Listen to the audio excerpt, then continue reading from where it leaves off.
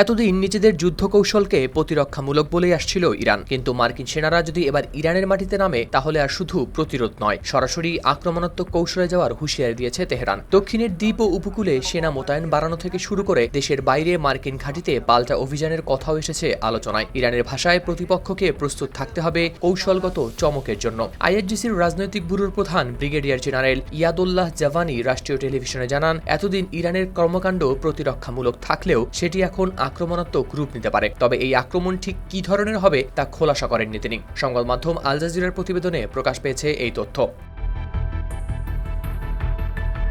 এর মধ্যেই সম্ভাব্য স্থল অভিযান ঠেকাতে দক্ষিণ ইরানের বিভিন্ন দ্বীপ ও উপকূলীয় এলাকায় প্রতিরক্ষা জোরদার করার কথা জানিয়েছে তেহরান, যার মধ্যে গুরুত্বপূর্ণ তেল রপ্তানি কেন্দ্র খার্ক দ্বীপ ও হরমুজ প্রণালীর আশেপাশের এলাকাও রয়েছে। ইরানি সামরিক কর্মকর্তাদের বক্তব্য অনুযায়ী প্রথম লক্ষ্য হবে কোনো মার্কিন সেনাকে ইরানের ভূখণ্ডে নামতেই না দেয়া। সেনাবাহিনীর মুখপাত্র মোহাম্মদ রেজা আকরামানিয়া বলেন, মার্কিন সেনারা কোনো ইরানি দ্বীপে প্রবেশ করলে সেখানেই তাদের লক্ষ্যবস্তু করা হবে। তবে এখানেই শেষ নয়। ইরানের কট্টরপন্থী রাজনীতিক ও সংবাদ মাধ্যমে এমন কথাও উঠেছে যে যুক্তরাষ্ট্র স্থল অভিযান চালালে বাহরাইন ও কুয়েতে থাকা মার্কিন সামরিক স্থাপনার বিরুদ্ধেও পাল্টা স্থল অভিযান চালাতে পারে তেহরান। তবে এমন অভিযান বাস্তবে কতটা সম্ভব তা নিয়ে বিশ্লেষকদের রয়েছে নানা প্রশ্ন।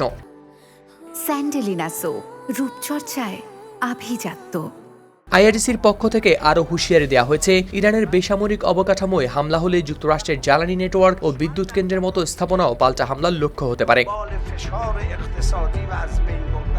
অন্যদিকে ইরানের সুপ্রিম ন্যাশনাল সিকিউরিটি কাউন্সিলের সচিব মোহসেন রেজাইর দাবি, যুক্তরাষ্ট্র আগেই ইরানের স্থল অভিযানের কথা বিবেচনা করেছিল। তার মতে জুলাইয়ের দক্ষিণ ইরানের সড়ক, সেতু, রাডার, উপকূলীয় স্থাপনা ও সামরিক ঘাঁটিতে মার্কিন হামলার উদ্দেশ্য ছিল সম্ভাব্য স্থল অভিযানের পথ তৈরি করা। রেজাইর দাবি, হরমুজ থেকে ইস্পাহানের দিকে অগ্রসর হতে হলে মার্কিন বাহিনীকে জাগ্রস পর্বতমালা ও ফার্স প্রদেশ পেরোতে হবে। এমন অভিযানে 40 থেকে 50,000 নয়, অন্তত 1 লাখ সেনার প্রয়োজন হতে পারে বলেও মনে করেন তিনি। তবে এটি ইরানি কর্মকর্তার নিজস্ব মূল্যায়ন। যুক্তরাষ্ট্র এমন পরিকল্পনার কথা নিশ্চিত করেনি, বরং এখন পর্যন্ত যুক্তরাষ্ট্র ইরানে স্থল অভিযান চালানোর প্রস্তুতি নিচ্ছে এমন কোনো নিশ্চিত তথ্যও আসেনি সামনে। তারপরও তেহরানের সাম্প্রতিক সামরিক বার্তা বলছে, সম্ভাব্য যুদ্ধের পরবর্তী ধাপের জন্য প্রস্তুতি নিচ্ছে তারা। নতুন সামরিক ও নিরাপত্তা নিয়োগ, দক্ষিণের দ্বীপে প্রতিরক্ষা জোরদার এবং দেশের বাইরে পাল্টা হামলার হুঁশিয়ারি। সব মিলিয়ে ইরান বোঝাতে চাইছে, মার্কিন সেনা তাদের ভূখণ্ডে প্রবেশ করলে যুদ্ধ আর শুধু ইরানের মধ্যেই সীমাবদ্ধ থাকবে না।